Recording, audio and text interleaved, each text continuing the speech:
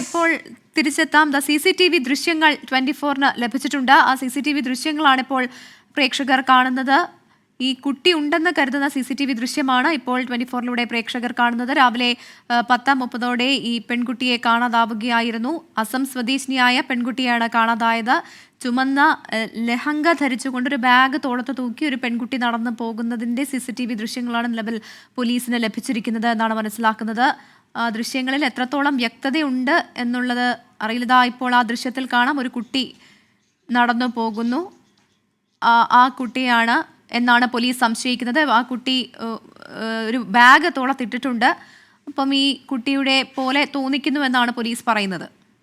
Yes, വളരെ ക്രൂഷ്യലായിട്ടുള്ള ദൃശ്യങ്ങളാണ് ഇപ്പോൾ പ്രേക്ഷകർ കാണുന്നത്. CCTV ദൃശ്യങ്ങൾ പോലീസ് അല്പസമയം മുൻപ് പുറത്തുവിട്ടതാണ്. അതിൽ 24 ദൃശ്യങ്ങൾ ലഭിച്ചിരിക്കുന്നു. ഈ ദൃശ്യത്തിൽ ഉള്ള കുട്ടി അത് തസ്മിത്ത് തന്നെയാണോ എന്നാണ് ഇപ്പോൾ ഒരു സ്ഥിരീകരണം വരേണ്ടത്. ഏതാണ്ട് ഉറപ്പിക്കുന്നുണ്ട് പോലീസ് അത് തസ്മിത്ത് തന്നെയാണെന്ന്. കൃത്യമായ സമയം അത് രേഖപ്പെടുത്തപ്പെട്ടിട്ടുണ്ട്. അത് 10:30 അങ്ങനെയെങ്കിൽ പെൺകുട്ടി വഴക്കിട്ട ശേഷം പുറത്തേക്ക് വന്ന സമയമാണ് എന്ന് മനസ്സിലാക്കാൻ കഴിയുന്നു. ആ വീടിനോട് ചേർന്നുള്ള ഒരു ഭാഗം കൂടിയാണ് ഈ പ്രദേശം. അവിടെ ആ പെൺകുട്ടി വരുന്നത് ദൃശ്യങ്ങളിൽ വളരെ വ്യക്തമായി തന്നെ കാണാം. ആ കുട്ടി ഇട്ട ഡ്രസ്സും ഒപ്പം തന്നെ കയ്യിലുള്ള ബാഗ്, ഇത് രണ്ടും പ്രധാനപ്പെട്ട സൂചകങ്ങളാണ്. അത് കുടുംബാംഗങ്ങളെ കാണിച്ച് ബോധ്യപ്പെട്ട ശേഷമാണ് ഇപ്പോൾ ഈ ദൃശ്യങ്ങൾ പുറത്തുവിടുന്നത്. തസ്മീത്തിന്റെ ദൃശ്യങ്ങൾ എന്ന് പറയാം.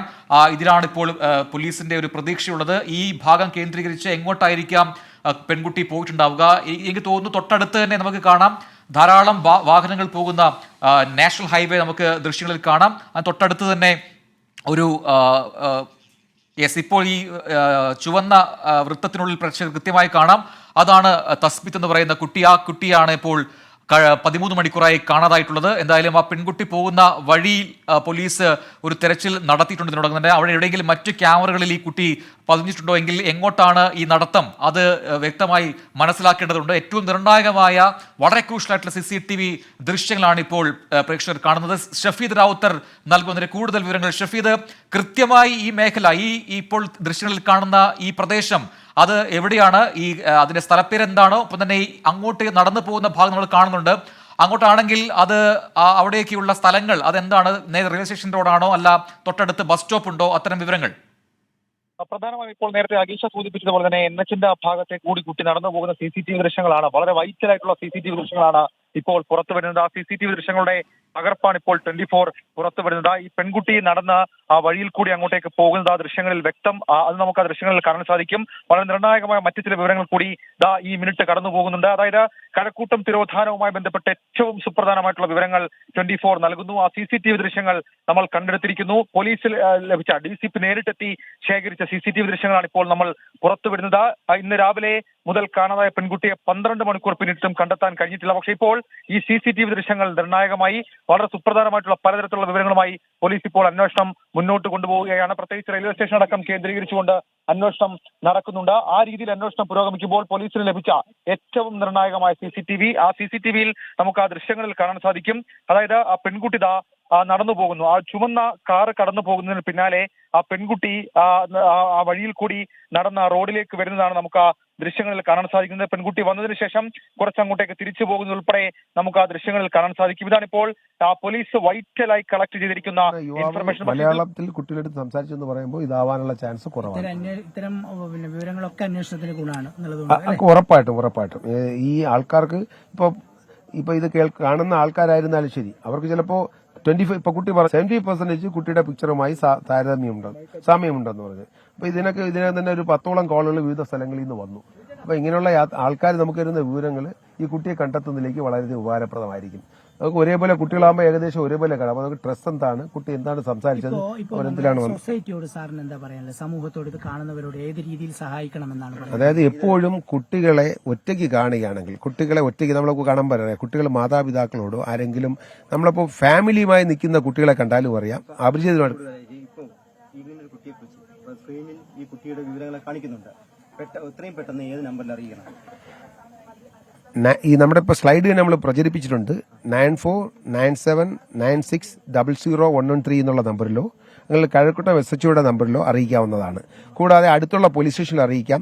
112 ഏറ്റവും നല്ല എപ്പോഴും ഏറ്റവും അധികം റെസ്പോൺസ് കിട്ടുന്ന 112ലും നിങ്ങൾക്ക് അറിയിക്കാം. അതായത് ഈ കുട്ടി ഈ 13 വയസ്സോളം പ്രായമുള്ള ലെഹങ്ക മോഡൽ ഡ്രസ്സ് ധരിച്ച നോർത്ത് ഇന്ത്യൻ ലുക്കുള്ള, അപ്പോൾ കുട്ടികളൊക്കെ ചെറിയ ലുക്കിൽ ഒരേപോലെ ഇരിക്കുമെങ്കിലും ചെറിയ നോർത്ത് ഇന്ത്യൻ ലുക്കുള്ള ഒറ്റയ്ക്ക് കുട്ടിയെ കാണാതാവുന്നത് 10 മണിക്ക് ശേഷം ഒരു 2 മണിക്കകത്താണ്.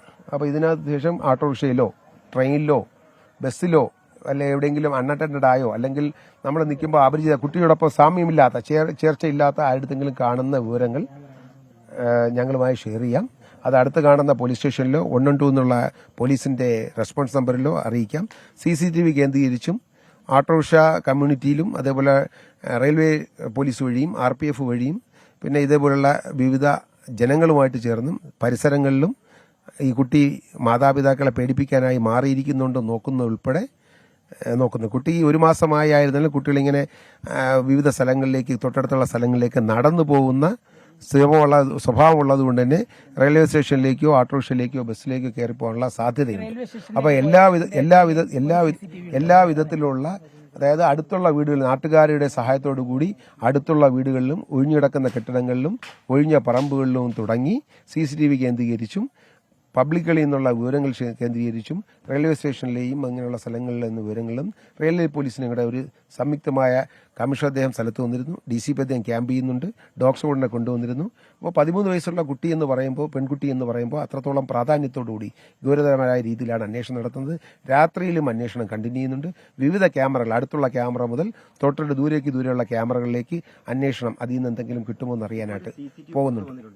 സംശയാസ്പദമായ ആ കുട്ടിയാണ് സംശയിക്കുന്ന രീതി അതെവിടെയാണ് ആ CCTV ലഭിച്ചിട്ടുള്ളത്? നമുക്ക് കിട്ടിയ വിവരങ്ങൾ അത് ഈ റോഡിലേക്ക് പോകുന്ന NHലേക്ക് പോകുന്ന ലീഡ് ചെയ്യുന്ന ഭാഗത്താണ് കിട്ടിയത്. അത് ഉറപ്പിക്കാനായിട്ടില്ല. എന്നാലും ലീഡാണ്, ഉറപ്പായിട്ടും ഒരു ലീഡാണ്. അപ്പോൾ അടുത്തുള്ള സ്ഥലങ്ങളിലും ഒഴിഞ്ഞ സ്ഥലങ്ങളിലും കെട്ടിടങ്ങളുടെ മുകളിലും കുട്ടിയെ കാണാത്തിടത്തോളം കുട്ടി ദൂരോട്ട് പോയതായിട്ട് നമ്മൾ ഈ കുട്ടിയെ കാണാതായപ്പോൾ തന്നെ മൊത്തത്തിൽ CRVസിനും അടുത്തുള്ള സ്റ്റേഷനിലും റെയിൽവേ പോലീസിനും RPFനും ഇത് കൊടുത്തിട്ടുണ്ട്.